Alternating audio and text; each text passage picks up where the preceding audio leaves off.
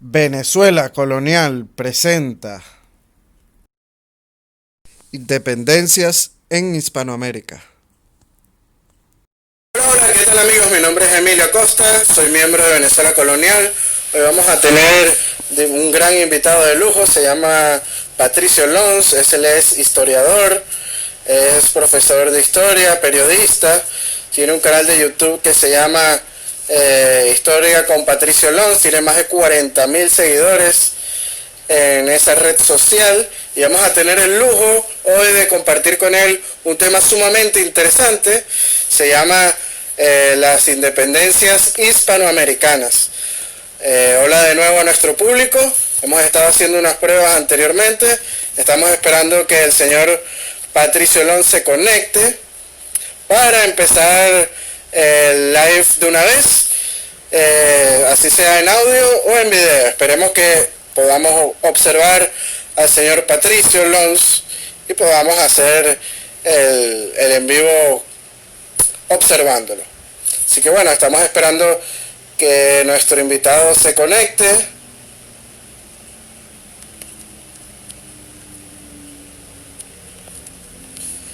Señor Patricio Lons, un saludo a todas las personas que nos están viendo de todas partes del mundo. Veo gente de Chile, veo gente de España, de Extremadura, de Don Benito, vi. Ya se acaba de unir nuestro invitado, vamos a pasarle la invitación.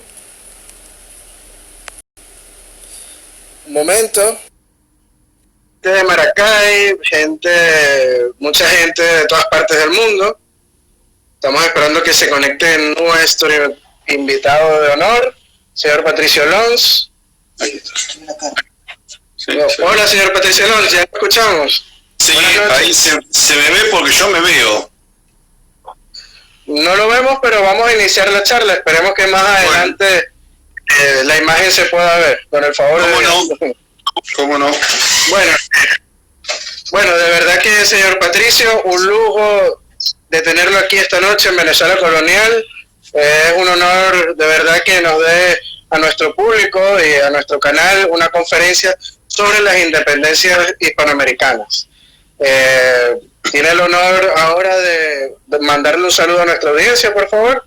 Sí, bueno, estoy muy agradecido a Venezuela Colonial y a los 24 amigos que están conectados, 25, porque además, bueno, a mí me unen lazos familiares con Venezuela, ya tengo primos, tenemos ancestros comunes en Alemania, y además porque me viene a la memoria cuando en 1982 el presidente Luis Herrera Campins de Venezuela puso a disposición de la Argentina las Fuerzas Armadas completas para venir a combatir con nosotros en la guerra del Atlántico Sur contra el imperialismo británico. Porque nosotros, como hijos de España, a diferencia de los británicos, no éramos un imperialismo, éramos un imperio. La diferencia está que las naciones, la civilización humana siempre se desarrolló por los imperios y fue sojuzgada por los imperialismos. Entonces, lo que se nos ha destruido a partir de las independencias, no solo el imperio, sino la civilización que conllevaba, ¿no es cierto? Y me viene acá a la memoria un poema del padre Fray Francisco de Paula Castañeda, que tenía, a veces era medio revolucionario y a veces era más fidelista, y dice así: al señor don Fernando VII, de la astucia un ejemplar es aquese manifiesto para el cobarde compuesto a fin de hacerlo cejar, en cuanto aspira a lograr, pero del bravo y audaz, del ilustrado y sagaz oirá la voz alarmante, ya estamos muy adelante para volver para atrás. Padre tierno decidido promete ser generoso y es suplantar al quejoso el derecho ofendido. Un blasón esclarecido os confiesa la razón y es la santa religión que nos dieron tan sublime, mas a trueque de esta dime, ¿no usurparon mi nación? Y eso fue lo que nos pasó. Nos usurparon la nación y nosotros, que teníamos un gentilicio perfecto. Nosotros más que americanos, yo creo que deberíamos habernos llamado tal vez isabelinos, porque la Isabela fue el primer nombre que tuvo República Dominicana. Dominicana y Venezuela tuvieron relaciones, porque en algún momento Venezuela era una capitanía que dependía de Dominicana. Sí, la Real Audiencia. Exactamente, y de hecho yo veo que entre dominicanos y venezolanos hay una fraternidad muy particular. Por lo menos lo que yo he visto en algunos. De hecho, tengo familia mía que en la diáspora venezolana se han ido a Dominicana. Como nos pasa a los argentinos, que a veces algunos emigran al Uruguay por el parecido, por estar cerca, por una raíz más cercana, ¿cierto? Entonces, nosotros los países hispanoamericanos de la emigración, aquí en España hay bastantes argentinos también, compatriotas argentinos, uruguayos, de toda Hispanoamérica. Entonces, bueno, señor Patricio Alonso, vamos a explicarle un poco cómo va a consistir la charla. La charla dura 1 hora, porque Instagram nos cierra la transmisión cuando pasa 1 hora.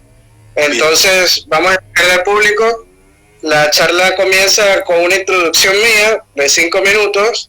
Una vez termine mi charla, usted empieza la conferencia sobre las independencias.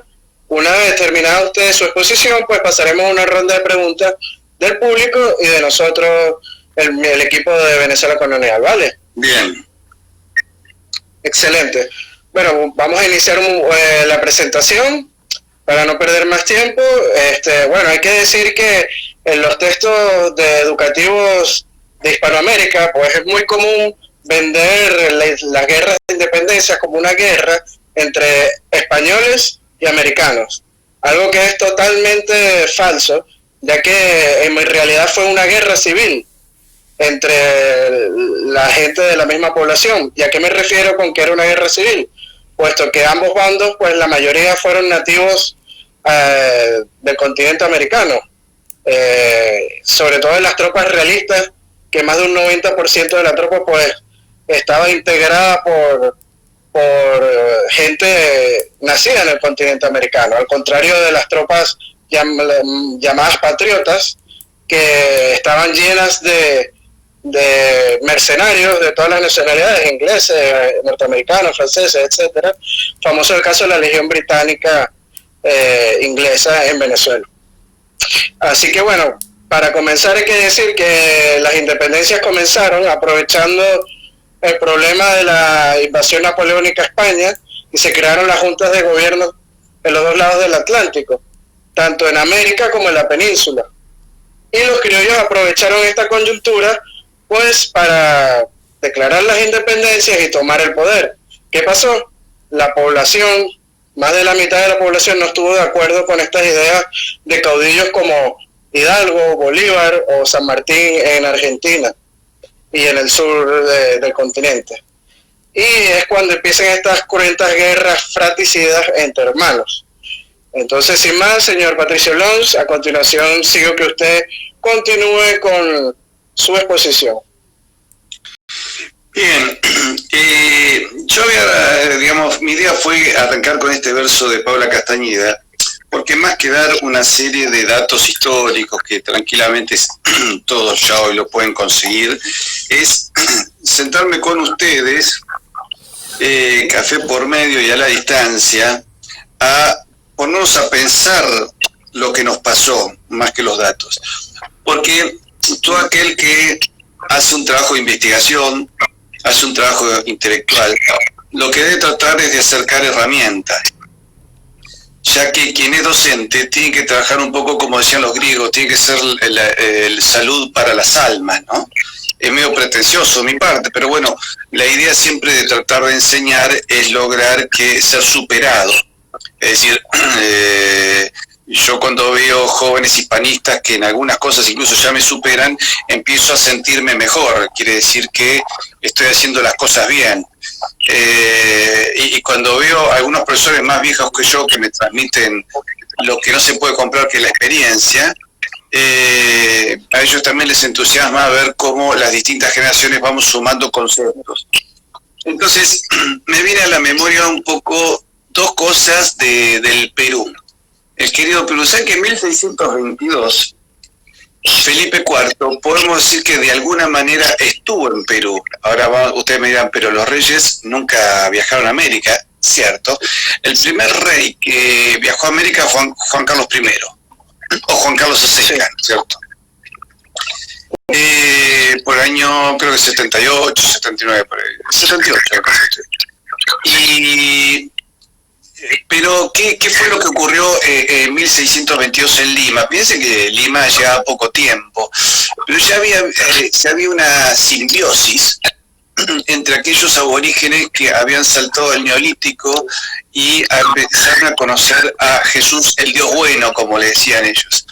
Entonces, como Felipe IV era coronado en ese año, los peruanos decidieron coronarlo también en Lima, para lo cual hicieron toda una ceremonia, una gran pompa con unidades militares, con los funcionarios, con los regidores y con un doble. Pusieron un hombre que hizo el papel del rey. Todos sabían, por supuesto, que era como un actor, que tenía que llevar un cuadro del rey y entronizarlo en un trono. Y uno dice, pero suena raro eso. No suena raro cuando uno lo que buscaba en esas personas era tener en esa imagen, de alguna manera corporizar lo que los unía. A ver, ¿qué es lo que los unía con el rey? Era el sostén de una civilización, porque al rey en realidad poca gente lo veía ya que no había medio de comunicación. Al rey, ¿quién lo podía conocer personalmente? Los funcionarios de la corte, la familia y algunos guardias. Después no eran figuras populares, pero los jefes de Estado no fueron rostros populares, yo les diría, hasta principios del siglo XX, ¿cierto? Hasta que los diarios pudieron publicar fotografías, los primeros cinematográficos con noticieros. Recién ahí las caras de los jefes de Estado se hicieron populares. Entonces ellos de esa manera se identificaban con nuestra civilización. Y cuando Felipe V es coronado, que es el primer Borbón coronado, los peruanos también lo coronan como 22º emperador del Perú. Yo tuve oportunidad de hablar con un descendiente del último Inca acá en Buenos Aires, y él me decía, mira, la dinastía Inca somos 14. Cuando termina nuestra dinastía, como en Europa, tantas dinastías, en los países han tenido varias dinastías, ¿no es cierto? Es raro que es un país con una misma dinastía, no sé si Japón tal vez, pero nuestra dinastía cae y vienen las dinastías españolas. Nosotros a cada rey español lo agregamos al nomenclador imperial. Entonces Felipe V fue el 22º emperador del Perú, con lo cual los peruanos, yo creo que es muy interesante porque ellos logran dar una continuidad histórica y unir el telus, ¿no es cierto?, la tierra, con el ethos hispánico, ¿no es cierto? Los griegos hablan de ethos, telus y el pathos. El pathos es la empatía entre la tierra y la civilización. Y los peruanos realmente hicieron culto de eso, lo cual les permitió convertirse en un país muy rico. Es decir, el Perú en el momento de independencia era un país rico y donde yo diría que las diferencias sociales eran mucho más limitadas que en otras partes. Por ejemplo, acá nuestros amigos de Venezuela sí tenían un pecado, que era el tema de la esclavitud. Y no sé si sabías que con el problema, la esclavitud en realidad en español siempre fue reducida. España se vio obligada por la Guerra del Asiento, después del Tratado de Utrecht, a aceptar esclavitud, pero la corona española, por ser una monarquía católica, como le parecía aberrante, pero se veía obligada a aceptarlo, le puso muchos límites. Entonces el esclavo tenía que tener descanso dominical, en algunas cosas estaba solamente obligado a trabajar para la época de la siembra o la cosecha, debía recibir un salario, tenía derecho a comprar su libertad, tenía derecho a cambiar de amo si el amo era malvado, y luego se le permitió incluso ascender socialmente. Es decir, cuando se produce la independencia, más de la mitad de la población de raza negra ya eran libertos, y en algunas provincias de los virreinatos hasta el 80% de la población de raza negra era libre. Pero el tema está que, dadas las condiciones culturales y las leyes que los protegían, los que eran esclavos prácticamente pasaban a ser miembros de la familia, con adopción del apellido, y donde ya el abuso sobre el esclavo estaba mal visto porque indicaba un prejuicio por parte del amo. Entonces, si el amo tenía un prejuicio sobre su gente, la gente tenía prejuicios sobre el amo. Fíjense lo curioso que es, lo diferente que es la cultura y la civilización católica de la cultura protestante. Para un protestante, un esclavo era una cosa, era como un mueble que caminaba, ¿no es cierto? Disculpe la comparación, ¿no? Pero para ser crudo en la manera de entender cómo es una civilización y cómo es otra, ¿cierto? Y hay una anécdota muy curiosa, que hubo dos mujeres en Caracas de raza negra que por determinado mérito vinieron a recibir el título de doña. El título de don, que ahora es común, ¿no es cierto?, sobre todo en la gente de campo, que es un título respetuoso, en aquella época era algo así, casi como un nobiliario, como el título de ser en Inglaterra, ¿no es cierto? En Inglaterra te nombran ser, podés llegar a ser miembro de la Cámara de los Lores, pero no sos necesariamente un noble, sos un caballero del imperio. Y esto era importante, porque significaba una serie de reconocimientos. Y como la moral y el prestigio de uno era lo más valioso para las personas, eso era importante. Quienes se oponen son la burguesía caraqueña, que no quieren saber nada. Y en un momento el rey Fernando VII, creo que es, quiere averiguar, pero ¿por qué hay tanto problema para que yo le reconozca este título a estas dos señoras? ¿Hay un problema moral, alguna cuestión con la ley? No, lo que pasa es que son negras, entonces si se les reconoce algo, se van a levantar contra los otros. Y él dice, no, es un error. En la medida que todos nos vayamos ayudando a elevarnos mutuamente, al contrario, van a ir desapareciendo las diferencias. Entonces, como hay una serie de discusiones, él manda lo que se llama un ucas. Un ucas es una expresión en política, en ciencia política, que significa una orden terminante, donde el rey dice, yo declaro que fulana de tal y mengana de tal sean blancas, aunque sean negras, y reciban el título de doñas. Yo, el rey, como firman los reyes de España, ¿no es cierto? Todos acá. El actual Felipe no pone Felipe de Borbón y Grecia, pone yo, el rey. Que es una vieja costumbre, por lo menos de Fernando el Católico, no sé si más atrás también, ¿no es cierto? Entonces, ¿qué es lo que cambia con la independencia? Bueno, en principio cambia el gentilicio, porque ¿cuál era el nuestro? Gracias a Isabel la Católica, no éramos isabelinos, tampoco éramos americanos, aunque ya se usaba el término, o indianos, éramos católicos y súbditos del rey. ¿Y cuál es la diferencia entre la relación de un católico súbdito de un rey católico con la de un ciudadano? Y ahí vamos al tema que es muy interesante, la relación de vasallo y señor.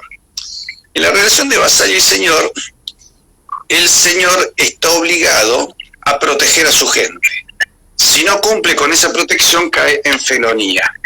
Y el vasallo está obligado a auxiliar a su señor si no cae en ingratitud. Y cuando había algún tipo de problema, supongamos a un señor que no cumplía, el vasallo podía apelar o a un soberano más poderoso o, llegado el caso, incluso al Papa. Con lo cual, al señor se le complicaba la situación porque ya intervenía la Santa Sede. Y por su propia civilización a la que pertenecía, que era la Magna Cristiandad Europea, que era la que había unificado Europa, nadie quería tener problemas con un papa, ¿no es cierto? Entonces, ¿qué se produce acá?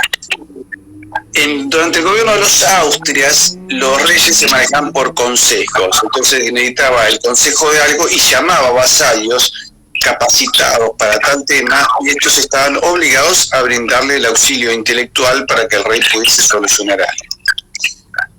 Esto cambia con los Borbones, que deciden, ellos deciden que había que centralizar más la administración, que no se podía seguir con una situación donde con los Austrias, que era gobierno centralizado y las administraciones locales absolutamente descentralizadas, que era lo que querían los americanos. Pero en esto empiezan a aparecer los abusos de las burguesías criollas.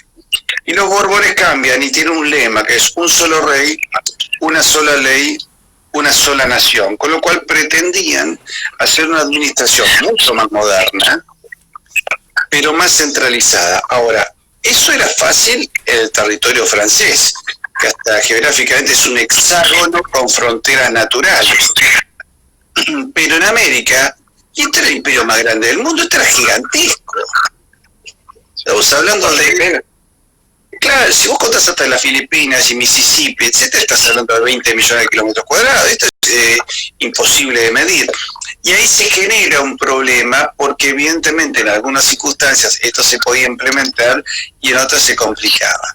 Y como ya durante lo que se había hecho es una descentralización de las casas fiscales, había 110 casas de recaudación para el fisco en todas las Américas, en todas las Indias. Evidentemente, claro, ahí sí picaban un poco la corrupción de los tesoreros, ¿no es cierto? Que por supuesto, ojo, comparado con lo que es la corrupción política de las repúblicas americanas que vivimos hoy en día, ni comparación. Es decir, lo que han hecho nuestros presidentes en Argentina, o el caso, bueno, de ustedes en Venezuela con Maduro, sería impensable en aquella época. De hecho, si los pescaban, se pagaba muy caro. Es decir, no es que todo acto de corrupción pasaba desapercibido y que quedaba impune. Han habido ejecuciones, han habido cárceles, han habido vergüenzas, han habido desterramientos. Es decir, no es que era tan fácil, pero igualmente, obviamente, siempre algo de corrupción había. Entonces, acá se planteaban distintas dificultades para un reino que era muy grande. Pero, ¿me quieren hacer una pregunta?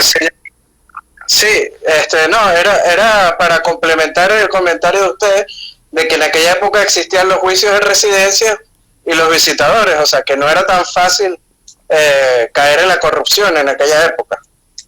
No, por supuesto. La corrupción está dada básicamente a los comerciantes. Por eso el problema a veces del poder es que el poder económico es mucho más permanente que el poder político. Donald Trump podrá enfrentar al nuevo orden mundial y al Estado profundo hasta las elecciones. Si gana las elecciones podrá aguantar 4 años más. Si las pierde, los 2 meses que le quedan para pasar el mando ya no tiene poder. En cambio, la banca internacional sigue con su poder acumulado de siglos, ¿no es cierto? Porque hoy, a ver, para que se den una idea, los paraísos fiscales, tipo Islas Caimán, todo eso que están en manos básicamente de la banca inglesa, son la herencia de aquel cuento de los piratas que escondían los tesoros en una isla. De hecho, son una continuidad. En algún momento, esos piratas con esos tesoros, asesorados por banqueros, empiezan a crear con esos tesoros paraísos fiscales, ¿no es cierto? Pero me estoy yendo del tema. Sí. Por ejemplo, había un acto de corrupción muy curioso en Santa Fe, Bogotá, que se conoce como el caso de la República de los Cuñados. ¿Cómo era esto? En la época del virreinato de Nueva Granada, ahí había 5 familias que se habían repartido los grandes negocios. Tabaco y naipes, el puerto, etcétera. Y, bueno, se dice los cuñados porque era más o menos de la misma familia, pero las mujeres no trabajaban los varones, que algunos eran hermanos y otros eran cuñados. Y se habían repartido todo el poder. Obviamente la corona de España se da cuenta de esto e interviene la República de los Cuñados y interviene la administración pública. Entonces, claro, a las burguesías locales no le gustaba que el rey, entonces empezaron a decir, no, el rey es un déspota, el rey no nos da libertades, no nos da independencia, el rey se pone del lado de los negros, era otro tema, no está con los blancos, haciendo planteos raciales que fuera de época, de lugar y circunstancias y morales, y con todo eso se fue alimentando más, obviamente, errores y la instigación británica que trabajó durante un siglo, ¿no es cierto? Uno puede encontrar raíces de la lucha contra España e Inglaterra desde Enrique VIII, sobre todo desde Isabel, ¿no es cierto? Pero ya Enrique VIII, al abandonar a su legítima y última gran reina católica de Inglaterra, que fue Catalina de Aragón. Pero en 1711 tenemos aquel manifiesto, un plan para humillar a España, y 100 años después vemos esta situación.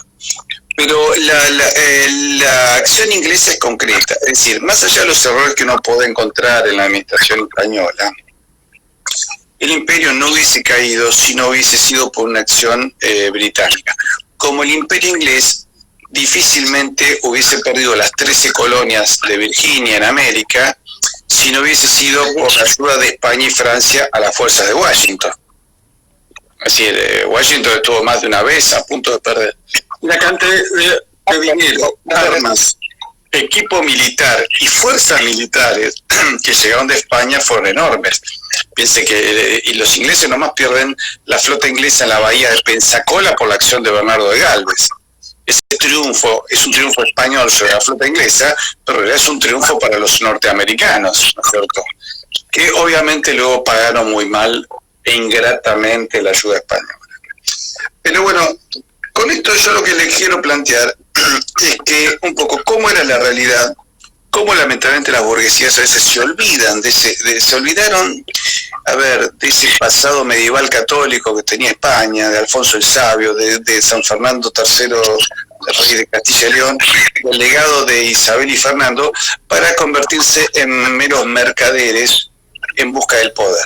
Así vemos cómo en Buenos Aires, el 25 de mayo de 1810, quienes llevan adelante la revolución prácticamente son el poder comercial, de los contrabandistas y de la British Commercial Room, que también había actuado en ese sentido.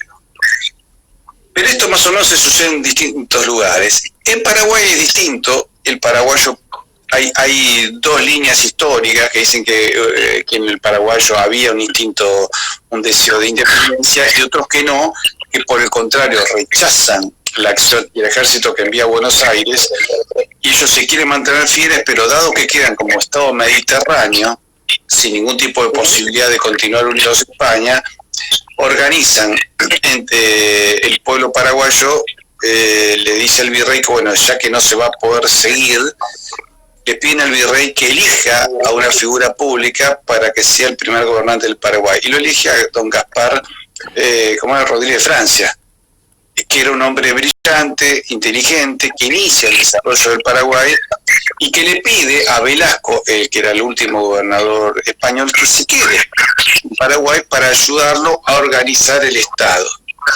De alguna manera, las corrientes revolucionarias en Paraguay no pegaron fuerte ese espíritu de la Revolución Francesa, que en algunos lugares resonaba en algunos pasillos de los intereses de la burguesía, resonaba con hipocresía, ¿no? Porque Alexander von Humboldt dice: estos hablan de la Revolución Francesa, libertad, igualdad y fraternidad, y tienen esclavos o tienen indios a los que maltratan, porque estos indios y estos esclavos siguen siendo realistas, ¿no es cierto?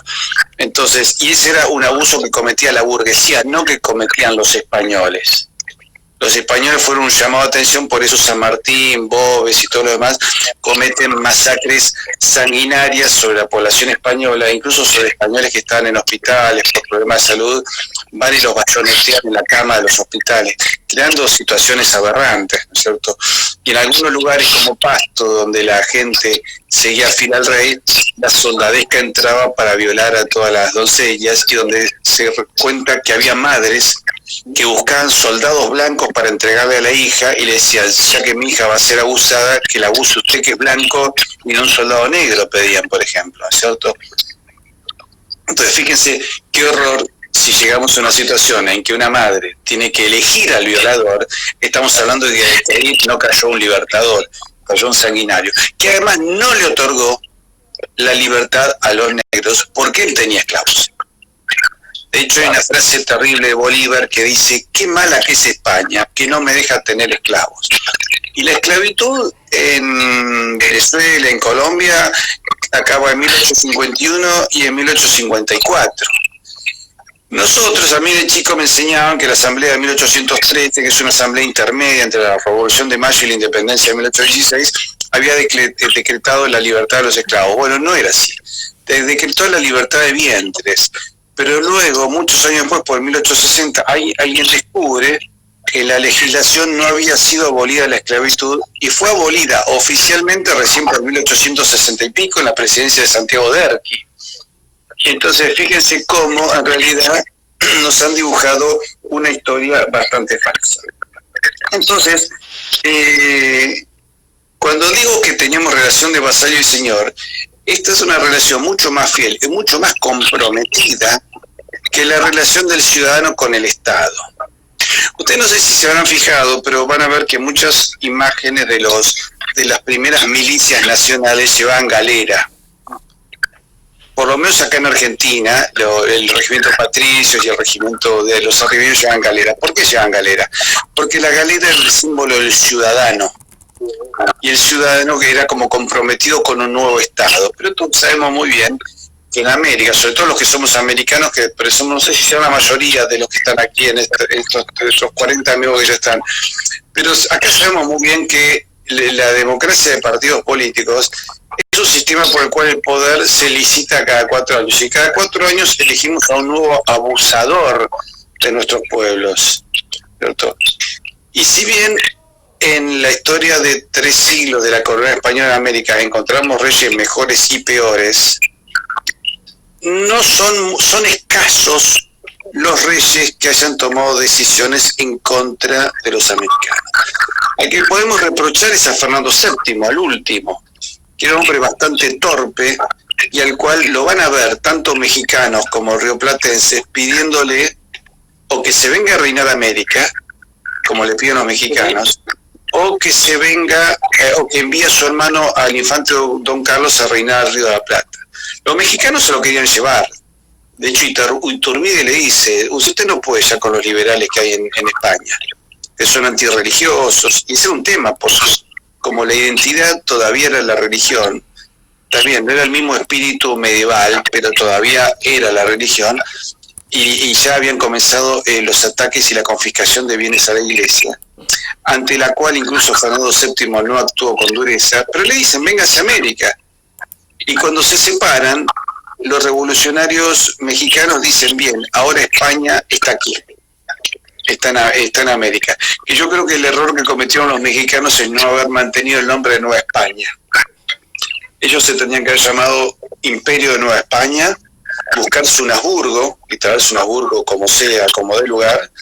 Lo trajeron 50 años después con Maximiliano, pero ya era tarde, lo tendrían que haber en ese momento. Y de haber creado una dinastía propia o una república, tendría que haber sido República de Nueva España, es decir, no haber cedido nunca el nombre, porque eso los hubiese fortalecido en su tradición y en su cultura. Y hoy España, y posiblemente Nueva España, hoy todavía tendría el sur de Estados Unidos. Es decir, lo que hoy en México, piensen que era el país más poderoso de América, de los virreinatos. Sí, claro. Pues llegaba hasta el Mississippi, llegaba hasta prácticamente la Florida, llegaba hasta Filipinas, tenía influencia en el Caribe, tenía acuñada la moneda más poderosa del mundo, llegaba a tener el ejército más poderoso del mundo y todo el comercio con el área Asia-Pacífico, con gran cantidad de universidades. Y además México fue el primer país que en el siglo XVIII en América empezó a imprimir diarios científicos. O sea, México tuvo los primeros diarios dedicados a la ciencia, y es más, en algún momento tenía un diario dedicado a la ciencia, otro dedicado a la ciencia y literatura, otro a ciencia política y literatura. O sea, fíjense la variedad que había.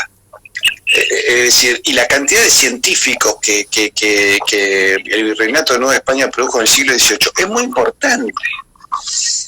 A punto tal que incluso la moneda ellos mantuvieron ese real, aún a veces cambiándole nombre, ¿verdad? Pero prácticamente estuvo vigente hasta 1902. Entonces, lo que perdió México con la independencia es indecible. Pero toda la influencia del Caribe, Centroamérica, que quedaron aislados, se convirtieron en pequeñas repúblicas, perdió Filipinas, perdió todo el comercio, perdió el galeón de Manila, perdió lo que hoy es el sur y oeste de Estados Unidos, y quedó arrinconado, sometido por una dirigencia política absolutamente egoísta y masónica que buscó destruir la identidad mexicana y lo convirtió en un país subdesarrollado. Lamentablemente hoy tiene un presidente que andaba pidiendo que Roma y Madrid pidieran disculpas en vez de aprovechar justamente la mayor fuerza que tiene México, que México es el país hispanohablante más populoso. Es decir, un día decía Gustavo Bueno, el filósofo español, hijo del otro filósofo del mismo nombre, dijo, hoy el español es una lengua americana que también se habla en Europa. Porque piense que para juntar a la población mexicana necesitamos juntar a Colombia, España y Argentina. Pero, a ver, en Europa el español lo hablan 45 millones de personas y en América 450. Entonces, si hoy México quisiera liderar la hispanidad y tiene la mayor cantidad de gente que hay que ponerla a pensar y a trabajar, ¿no es cierto? Entonces, tranquilamente podrían lograrlo. Pero bueno, la cuestión es que lo que hace América es perder su tradición. Entonces, acá hay una confrontación interesante. ¿Debemos hablar de independencias o de secesiones? Yo creo que hay que hablar de secesiones. ¿Por qué? Porque para ser independientes deberíamos haber existido antes. Y los pueblos americanos, los estados americanos, no existían antes de que llegase España. Entonces acá tenemos un tema. Las ideologías dominantes permitieron crear estados secundarios, como era Inglaterra, como era Estados Unidos, en estados imperantes. Y nosotros, entonces tenemos una confrontación entre lo que son ideologías dominantes y la tradición. La tradición genera el dominio de uno por sí mismo, no genera el señorío, de ahí viene dominio, ¿no? De domine, señorío. Y esto permite crear estados. Y estos estados fueron imperios. Y lamentablemente estos imperios, al abandonar su tradición, dejaron de ser imperios para convertirse en estados secundarios, divididos, balcanizados e incluso libanizados, porque empezaron los enfrentamientos internos. España se llenó de guerras civiles, a punto tal que incluso al día de hoy tiene un enfrentamiento interno que puede terminar en una confrontación, ¿cierto? Lamentablemente uno ve un gobierno en España que está sacando trapos viejos de la guerra civil española cuando es un tema que tendría que estar absolutamente superado, ¿no es cierto? Y por otra parte en América nuestros estados se volvieron inviables porque prácticamente somos puertos con tierra alrededor. Es decir, cuando digo que somos puertos con tierra alrededor, que somos estados para ser extraídos. De acá se extrae la riqueza, se extraen los minerales y todo el valor agregado se genera afuera y nada en América. Con lo cual, no hemos tenido una... Marcelo Gullo habla de la insubordinación fundante, ¿no es cierto? Es decir, que tiene que haber una idea que nos insubordine y nos refunda. Pero lamentablemente es muy difícil porque nosotros lo que necesitamos es una restauración refundante de nuestra civilización. Eso implica la recuperación de todo, incluso de la religión, ¿no es cierto? Entonces acá vemos que los estados secundarios convertidos en imperantes por medio de la propaganda borraron el pasado y a nuestro imperio lo convirtieron en secundario. Y han borrado el pasado y han creado una suerte de presente perpetuo donde la gente cree que esto siempre fue así. Es decir, hacerle entender al americano que 200 años atrás Estados Unidos era un pequeño paisito y nosotros teníamos la moneda más poderosa del mundo, les resulta raro y difícil.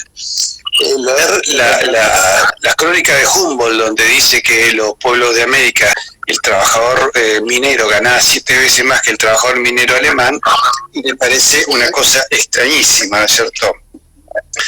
Pero este presente perpetuo lo que ha hecho es imponer una destrucción de América, una destrucción sin futuro, ¿no es cierto? Y que ha sido basada básicamente en el fomento que hacemos de las bajas pasiones, de las ambiciones de las nuevas burguesías que quisieron convertirse en las élites dominantes y que han alimentado a los pueblos con ideologías, con leyes de destrucción de la familia, justamente con lo que es la baja pasión, con la baja educación, etcétera, han destruido la tradición y le han dado a los jóvenes, por ejemplo, falsas banderas. Hoy los jóvenes no piensan en restaurar su tradición para ser una potencia, piensan en el aborto, piensan en leyes que destruyen la identidad familiar, etcétera, y creen que esas son banderas contra el imperialismo y el patriarcado y cosas que...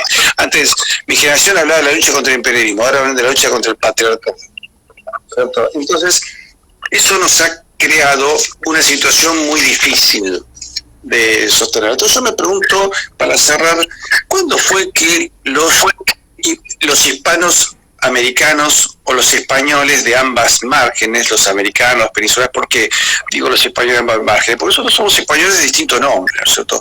Somos españoles que nos podemos llamar venezolanos, chilenos, argentinos, pero nuestra esencia, nuestra lengua franca, nuestro idioma es el español. Entonces, ¿cuándo fue que dejamos de pelear?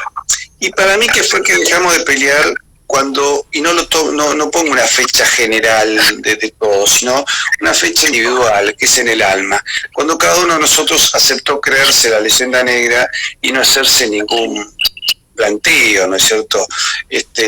Cuando hemos olvidado todas nuestras tradiciones y nuestras costumbres. Cuando dejamos saludar como se saludaba, ¿no? Cuando uno llegaba a una casa y decía Ave María purísima, sin pecado concebida, ¿no? Hay unas coplas que pintan cómo éramos nosotros, ¿no? Una que me acuerdo, cuando pase frente a una cruz, quítate tú el sombrero, que sobre esa tabla puso su espalda Jesucristo Nazareno. O hay otra que decía, sepa el moro y el judío y el inglés que anda a la mar, que María es concebida sin pecado original. ¿Eso qué hacían? Identificar un sentido de libertad, ¿no es cierto? Un sentido de amor, de un ethos, ¿no? Una identidad muy concreta. Y esa identidad era un catejón, era el obstáculo ante el mal que quiere imperar sobre los pueblos libres. Había una fidelidad mutua entre la cruz y nosotros. Por eso yo me atreví, y ya te voy a dejar la palabra, a meterle mano a unos versos de don Eduardo Marquina, dirigido a los tercios de Flandes. Y bueno, a esos versos yo le agregué unas palabras que se van a dar cuenta todos cuáles son. Y digo así: por España, Argentina, Venezuela y todas las Españas, el que quiera defenderlas, honrado muera. El que traidor las abandone, no tenga quien le perdone, ni en tierra santa cobijo, ni una cruz en sus despojos, ni las manos de un buen hijo para cerrarle los ojos. Así que, queridos amigos, yo creo que debemos pensar en lo que somos, tener nuestro norte en recuperar nuestra civilización, recuperar Gibraltar, Malvinas, Esequibo, Bélice, Guantánamo y las tierras que perdió Nueva España, ¿no es cierto? No olvidemos que separados nos van a vencer siempre, pero unidos somos la lengua más extendida del planeta. Nuestro idioma, queridos amigos, es nuestro oro, es lo que nos hace compatriotas a todos ustedes. Recuperemos por eso juntos nuestra civilización, y yo la recuperaría junto a unas estrofas que he cristianizado de los viejos pueblos paganos, ¿no? Que decían así: he ahí a mi Padre Dios y a mi Madre la Virgen Santísima Inmaculada, he ahí a mis hermanos y hermanas de la patria y de la Iglesia, he ahí el linaje de mi cuna y religión regresando a su principio. He aquí que escucho su llamado, me invitan a mi lugar entre ellos en las alturas del cielo, donde los santos caudillos, reyes y héroes viven por siempre. Queridos amigos, no hay que rendirse, esta es nuestra identidad, somos todos hijos de Isabel y Fernando. Vale, muchísimas gracias por sus palabras, señor Patricio. De verdad que ha sido excelente su exposición. Así como vamos a tener ahora la ronda de preguntas, como le habíamos dicho antes, vamos a empezar entonces a darle un tiempo a las personas de que hagan las preguntas, y mientras tanto yo voy a arrancar con la primera, ¿vale, señor Patricio? A ver. Vale, ok. Escucho. Como bien sabrá, señor Patricio, en América, lo que fue los procesos de independencia, el ejército realista pues no tuvo mucho apoyo exterior. Cuando hablo de apoyo exterior, pues hablo de lo que fue la península ibérica, ¿no? Y los ejércitos rebeldes o insurgentes pues tuvieron mucho apoyo exterior, tanto de Inglaterra como de Estados Unidos o inclusive hasta de Haití.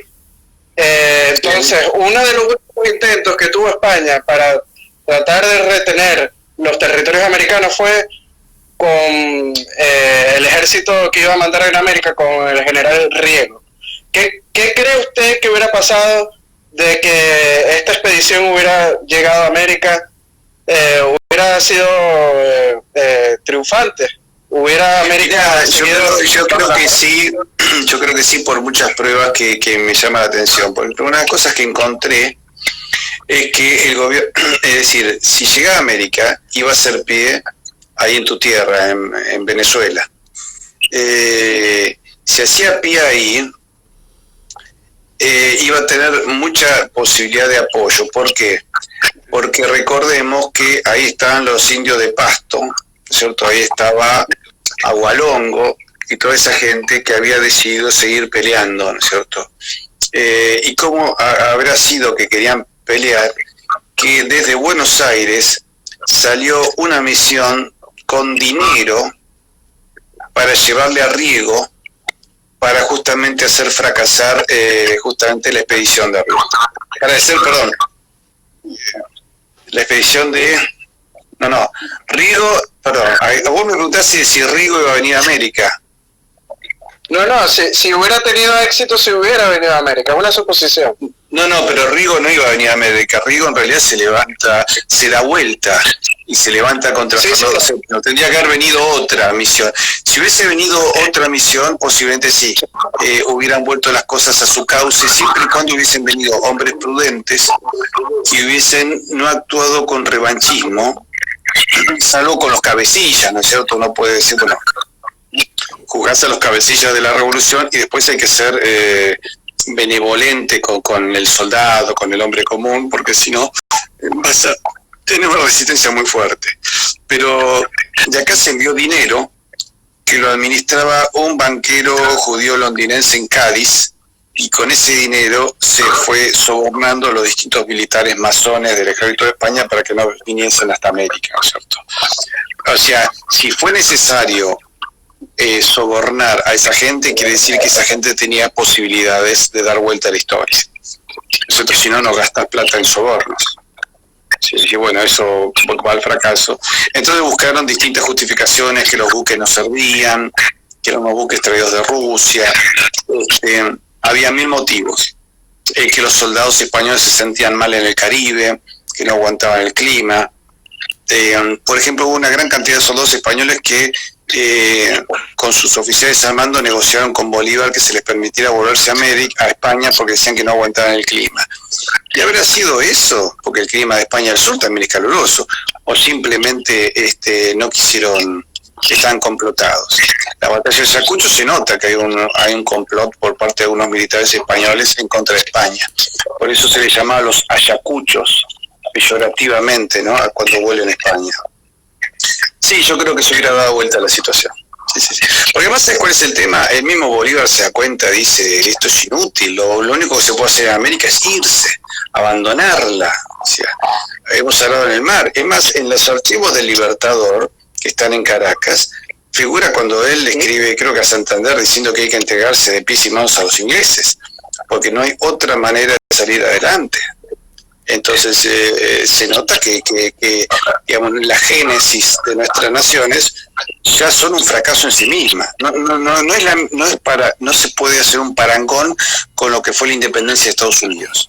La independencia de Estados Unidos ya arranca con un proyecto de país, un proyecto industrialista, una constitución que define una serie de cosas. En la misma declaración de la independencia ya se definen cuestiones. En cambio, por ejemplo, la declaración de independencia de las Provincias Unidas del Río de la Plata no se define nada. Yo no sé, tengo ahí la información digamos, de la declaración de Venezuela, pero no lo he leído en detalle. Pero por lo general se definió poco y nada en América. Entonces arrancamos mal, arrancamos sin saber para dónde queríamos ir. Y así fueron los resultados, ¿no es cierto? Sí, bueno, de hecho, una diferencia entre la independencia de Estados Unidos y la de Venezuela fue que Bolívar, las primeras leyes que hizo fueron de expropiación. Claro. Y en Estados Unidos se respetó la propiedad privada, y eso hizo que Estados Unidos pues se desarrollara económicamente más rápido que los países del sur a partir de su independencia. Bueno, vamos a continuar con las preguntas. Nos quedan ya 15 minutos. Pregunta Adolfo Varela, profesor Lons, ¿quién fue más sanguinario, Bolívar o San Martín? Bolívar, sí, sin duda.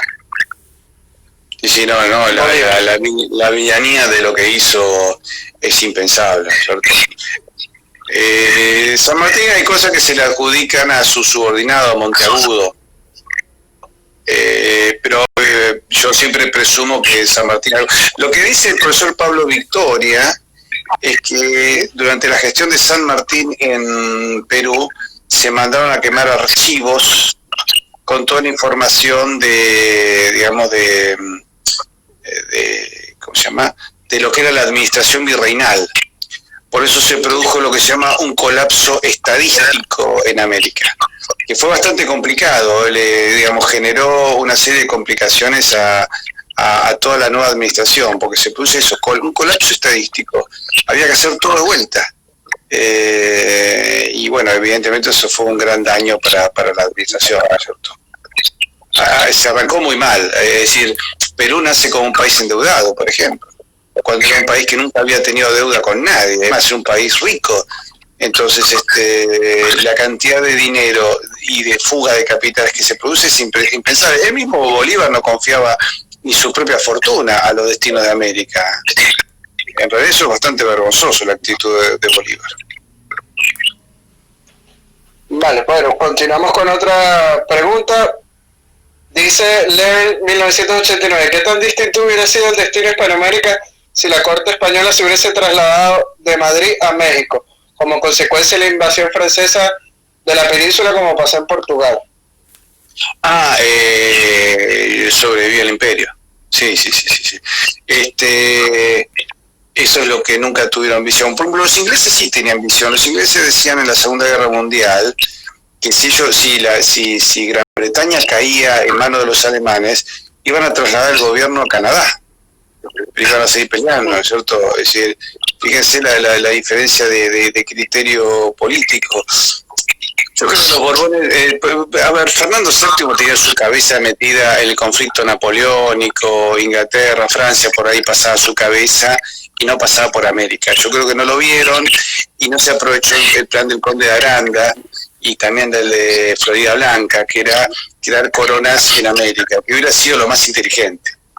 Hubiera sido una posibilidad extraordinaria si hubieran dicho, bueno, vamos a mandar a 3 infantes a América, crear 3 reinos poderosos, el rey de España pase a llamarse emperador y hubiésemos generado un poder político enorme. Yo creo que hubiera sido otra la realidad. Y hubiéramos sido prácticamente, de hecho, si se hubiera logrado la autonomía que pedían algunos líderes como Artigas. Artigas, más que buscar la independencia, buscaba una suerte de autonomía. Fíjense que Artigas declara la independencia en Arroyo de la China, territorio argentino, en 1815, un año antes de la independencia argentina. Pero fue una independencia que no tuvo efecto jurídico concreto, y sin embargo al año siguiente el rey de España, por no recuerdo qué motivo, le manda una condecoración y él la acepta. Lo cual es curioso, ¿no es cierto? Porque se supone que está peleado con el rey, sin embargo lo aceptó. Quiere decir que muchos de los que buscaban era una forma de autonomía, recuperando un poco el tema de cómo habían gobernado los Austrias, ¿no es cierto? Es decir, lo cual genera una serie de complicaciones, porque uno dice, bueno, de acuerdo, los Austrias generaron una mayor autonomía, con lo cual el rey era una figura benevolente que quedaba lejos y no nos fastidiaba. Y los Borbones quisieron modernizar el Estado, que también había que hacer las dos cosas. Por un lado generar autonomía y por otro lado modernizar el Estado. Era una complicación, sobre todo a la distancia con las tecnologías de la época. Entonces lo único real posible hubiera sido crear 3 grandes reinos. ¿Te imaginas que si esos 3 reinos se hubieran manejado en una alianza, por ejemplo, con una moneda común y una política exterior común, y hasta la formación de cuadros militares similares y intercambio científico, etcétera, hubiéramos sido 4 reinos, sí, independientes, cada uno con sus embajadas, pero con una alianza mucho más fuerte que la que tiene el Commonwealth, diría yo. Entonces, Estados Unidos hoy estaría parado en el Mississippi. Y si Estados Unidos no hubiese podido pasar el Mississippi, Wall Street no hubiera financiado a Lenin y a la Revolución Soviética. Es decir, la historia hubiese cambiado abruptamente. Yo creo que si no hubiese caído el Imperio Español, posiblemente no se hubiesen producido las 2 guerras mundiales del siglo XX. Más seguro. Bueno, señor Lons, nos quedan 7 minutos. Vamos a responder una última pregunta brevemente y pasamos a despedirnos, ¿vale? ¿Cómo no? Bueno, dice Gerardo Cores, Bolívar se ofreció el libertad en favor de España en una ocasión, ¿correcto? Esto lo puedo responder yo rapidito. Sí, en uno de sus discursos políticos dijo que iba a liberar a España, que iba a venir a España y iba a tumbar a los borbones. Pero bueno, eso es un discurso político que nunca se cumplió. A ver, una última... Ajá. ¿Es posible conformar una especie de entidad política hispana similar a la Commonwealth británica? Rapidito, señor Lance. Sí, por supuesto, yo creo que sí, porque en realidad cuando se han hecho algunos intentos como tipo Mercosur o UNASUR, se han fracasado, ha sido más bien por el tema de corrupción de parte de la dirigencia política, ¿no? Uno ha visto gobernantes, sea de izquierda o derecha, con una visión continental, y otros aún con la misma, compartiendo la ideología, pero con una visión de latrocinio. Y bueno, entonces es imposible hacer coincidir las partes, ¿no es cierto? Es decir, nosotros el problema que tenemos es la destrucción de la civilización y también la destrucción de Roma. Sí, el problema hoy es que la civilización católica ni siquiera pasa por Roma. Sí, se está cumpliendo un poco lo que dijo la Virgen de la Salette en una de sus profecías, ¿no? Roma perderá la fe y se hará el anticristo. Bueno, estamos medio en esa circunstancia, que yo creo que como Dios gambetea mejor que Lionel Messi, nos va a dar una sorpresa y vamos a tener algún tipo de cambio por algún lado, pero que vamos a padecer algunas circunstancias bastante desagradables todavía, sí. Sí, pero si Dios lo permitiese, porque digamos, los imperios no vuelven, eso en la historia nunca volvieron.